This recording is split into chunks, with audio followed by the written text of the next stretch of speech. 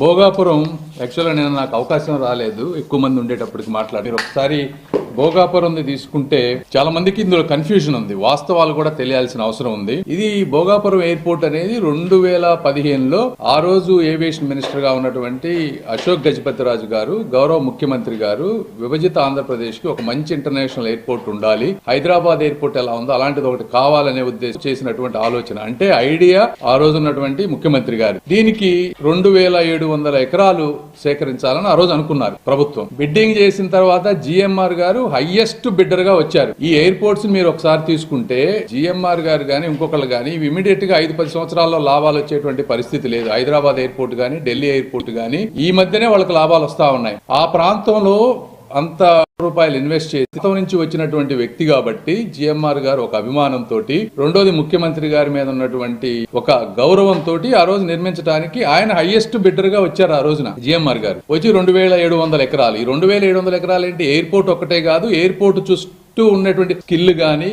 ఒక aviation hub తయారు చేస్తే కేవలం ప్రయాణికులే కాకుండా లాజిస్టిక్ పరంగా కూడా ఏ విధంగా ముందుకు వెళ్ళొచ్చు అనే ఉద్దేశంతో చేశారు.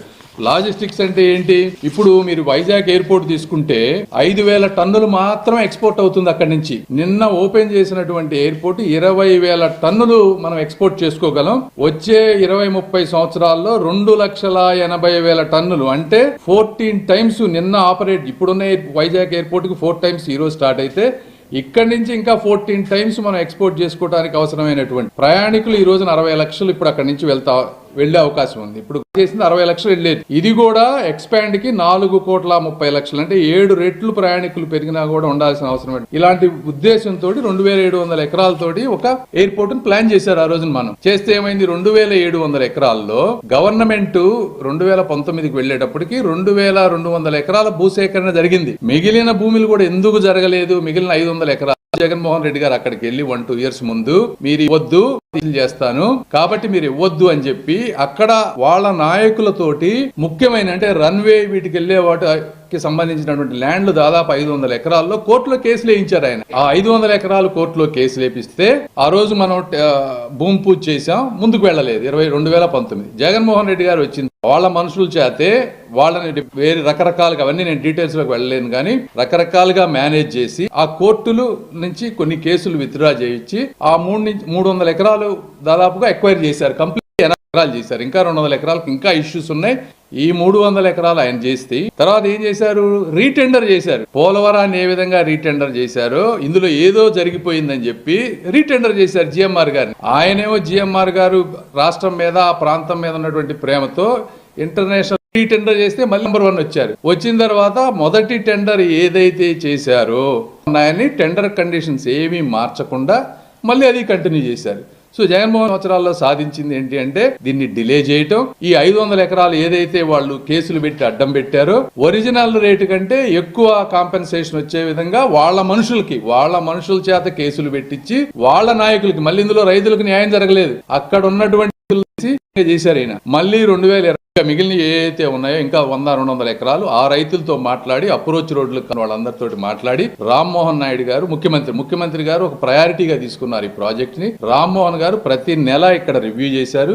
దాదాపు నాకు తెలిసి ఒక 10 సార్లు అక్కడికి వెళ్లారు. ప్రతిసార్లు రామ్మోహన్ నాయుడు గారు అక్కడికి వెళ్లి ఇవన్నీ క్లియర్ చేస్తే నిన్న కంప్లీట్ అయినటువంటిది భోగాపురం. మీరు చూస్తా ఉండండి, ఇంత జరిగింది ఇందులో. ఈ జగన్మోహన్ రెడ్డి గారు వీళ్ళు అంటే ఐడియా కూటమి ప్రభుత్వాన్ని టెండర్లు కండిషన్స్ 80% ల్యాండ్ ఎక్విజిషన్ మాది. మళ్ళీ ఇప్పుడు వచ్చిన తర్వాత కంప్లీట్ గా కన్స్ట్రక్షన్ చేసింది మేము, రామ్మోహన్ గారు కానీ ముఖ్యమంత్రి గారు కానీ.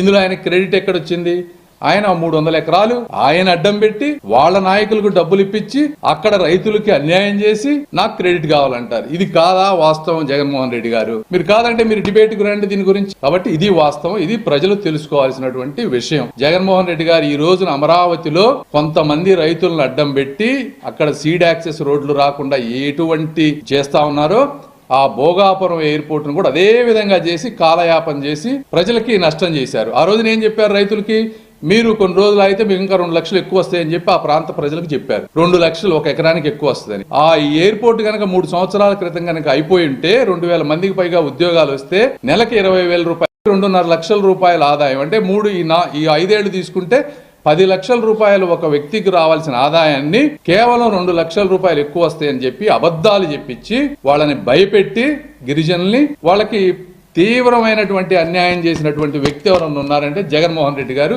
ఇలాంటి రాజకీయాలని చెప్పి ప్రజలు తెలుసుకోవాలని చెప్పి నేను కోరుకుంటా ఉన్నా. మీరు చెప్పింది ఇందులో దాదాపు దానికి 7 రోడ్లు కావాలి. వైజాగ్ దాదాపు 5 రోడ్ల వరకు వాస్తవమే, కానీ భవిష్యత్తు దృష్ట్యా దూర ప్రాంతంలో కావాలి. ఇదే చెప్తున్నా. జగన్మోహన్ రెడ్డి గారికి 5 సంవత్సరాలు ఉండింది కదా, రోడ్లు వేయొచ్చు కదా. ఒక్క రోడ్డు అన్న వేసారా? ఎయిర్పోర్ట్ అన్ని చేశానంటున్నారు, వాళ్ళే చెప్తున్నారు. రోడ్లు వేయలేదని అంటున్నారు కదా, మరి మీరేం చేశారు 5 సంవత్సరాల్లో? ఒక్క రోడ్డు వేయలేదు. మేము వచ్చిన తర్వాత యుద్ధ ప్రాతిపదికన ఒక 5 రోడ్లు వేసాం, ఇంకా 2 రోడ్లు వేయాలి. ఆ 2 రోడ్లు కూడా వేస్తారు.